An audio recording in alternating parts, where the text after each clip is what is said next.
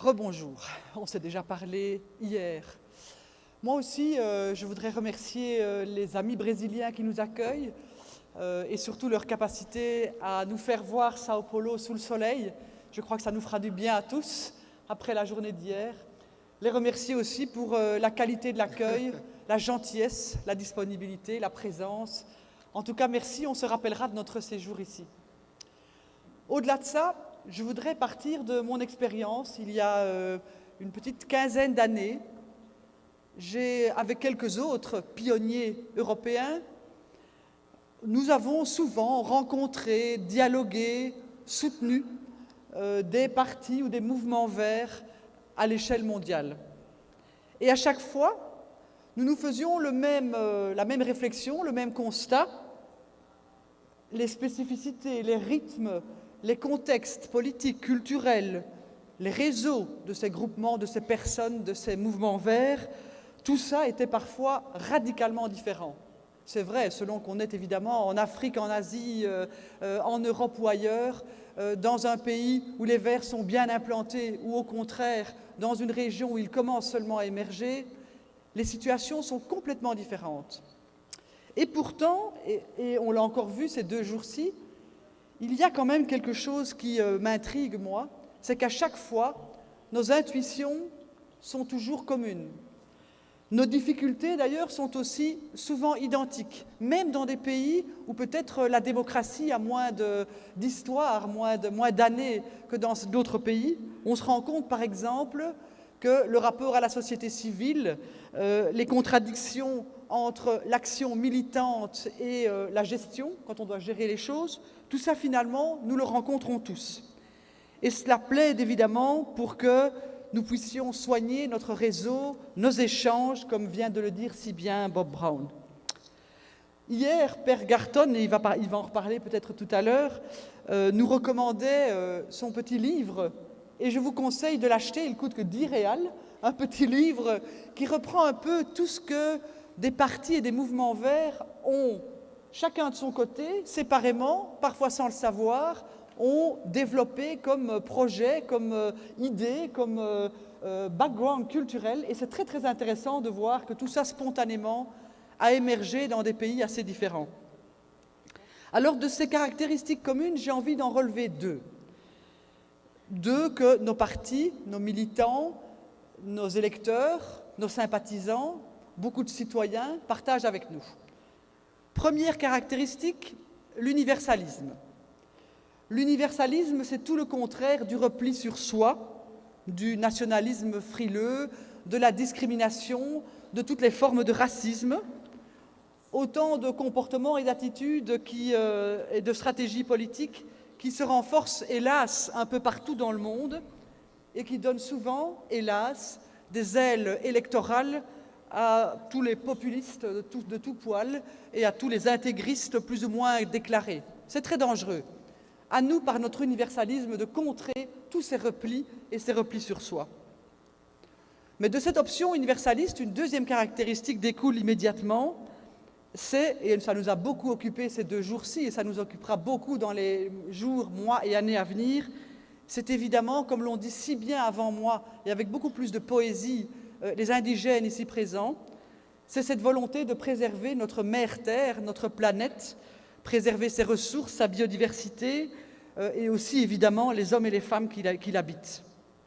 Alors moi, toutes ces valeurs et ces intuitions communes, je ne sais pas vous, mais moi en tout cas, j'en suis extrêmement fière. Et plus encore quand tous ces combats et toutes ces valeurs, souvent menés de façon isolée, ici et là, par des courageux pionniers, quand tout à coup, alors qu'ils ont été souvent considérés comme des comportements à contre-courant, quand tout à coup, nous recevons des distinctions et des soutiens de grande valeur.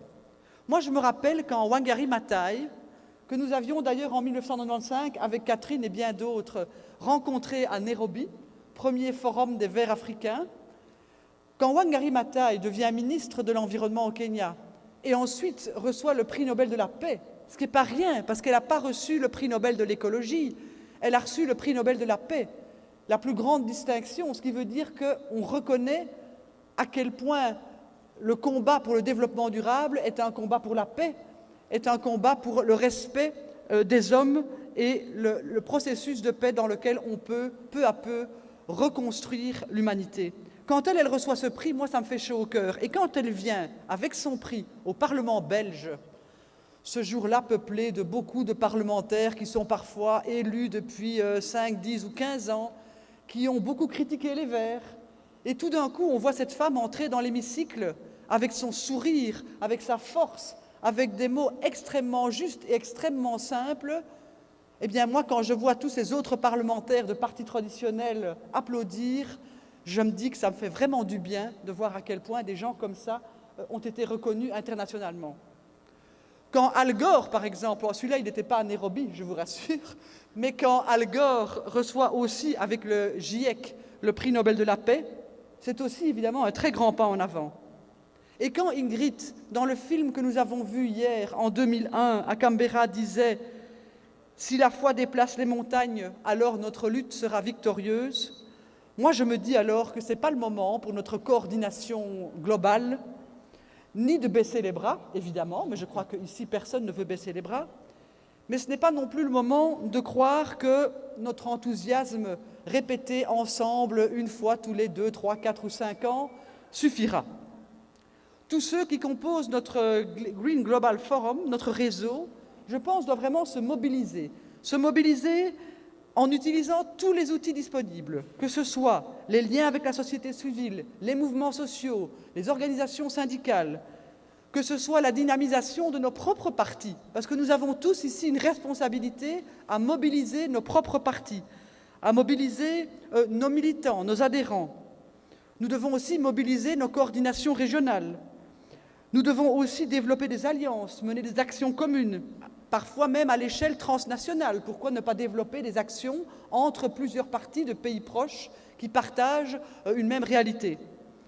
Et puis, il faut aussi que vous, tous ici dans la salle, qui êtes engagés et volontaires pour ce grand réseau mondial, vous ne soyez pas des inconnus dans votre parti.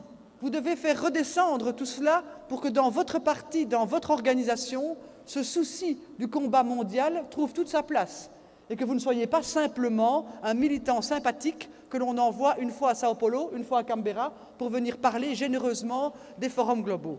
Si nous faisons tout cela, alors je crois qu'il y a des chances de faire avancer sérieusement le réseau international. Alors, se donner pour cela quelques objectifs concrets, parce que je crois vraiment qu'on réussit quelque chose quand on travaille étape par étape et qu'on le réussit. L'objectif qui s'impose à nous, pour moi, me semble-t-il, à très court terme, c'est celui des négociations post-2012, après Kyoto. Ça se passera très bientôt, dans 1 an, à Copenhague. Because never before had climate policy been so complex, involving such a multitude of action and issues. And of course, never before are the prospect of negotiating concrete measures for both developed and developing countries been on agenda. Never before the public expectation had been so strong. The Bali Action Plan represents a real achievement and in real world politics. It's a positive step, considering that the most powerful country has moved. That's very important. And for example, G77, China, for example, realized the challenge. The ratification Kyoto Protocol in Australia is a very important step. A new president in the United States may change the basic stance of climate policy. The alliance between North and South in the biggest task for the future, we need a truly global effort. Alors pour réaliser cette première alliance verte, Nord-Sud, si nos partis et nos mouvements, nos élus, nos ministres, là où on en a, pouvaient porter ensemble, en 2009, une position commune, claire, concrète, chiffrée pour l'après-2012, pour le Kyoto 2, pour ce changement, ou plus exactement contre ce changement climatique dont nous avons si bien, pendant ces 2 derniers jours, pointé les effets désastreux au nord comme au sud. Si nous pouvons ensemble porter une position commune pour 2009, ce serait vraiment une première. Et ce serait une première étape d'une position globale, mondiale, d'un mouvement et de partis réunis qui, ensemble, disent la même chose. Alors cette position, si nous y arrivons, elle ne sera sans doute pas celle dont nous aurions rêvé. Elle ne sera sans doute pas aussi révolutionnaire que nous la souhaiterions, parce que si elle est terriblement révolutionnaire, elle sera terriblement peu soutenue. C'est triste à dire, mais c'est comme ça. Et ça veut dire que si nous voulons une position qui fait avancer les choses, qui met un premier pas dans la porte, qui permet peu à peu de changer les politiques agricoles, commerciales, énergétiques, alors là, nous aurons gagné beaucoup en crédibilité et surtout si cette position est reprise dans les conclusions du sommet de Copenhague. Je crois enfin que ça nous donnera à notre coordination mondiale un regain de crédibilité, de légitimité, et cela permettra peut-être de faire un effet cliquet, c'est-à-dire un effet en dessous duquel on ne peut plus aller. Quand on a décidé quelque chose, on va toujours plus loin. Cette première étape, elle pourrait évidemment, si elle est réussie, en donner d'autres, et je le souhaite. Je voudrais de grandes ambitions pour notre mouvement vert mondial, mais je crois qu'il faut commencer par des choses que nous pouvons faire ensemble, peu à peu, indispensables face à une mondialisation si peu et si mal régulée. Et je veux faire le pari que nous tous ici, quand nous rentrerons chez nous après-demain, nous porterons ensemble la volonté dans nos partis et dans nos organisations de faire avancer cela, de se donner des moyens, comme le disait Bob Brown, peut-être un secrétariat, une formule de travail ensemble qui nous permettra d'aller plus loin et de réussir étape par étape les pas nécessaires pour que nous puissions entamer finalement une anti- ou une alter-mondialisation si nécessaire et si souhaitable. Je vous remercie.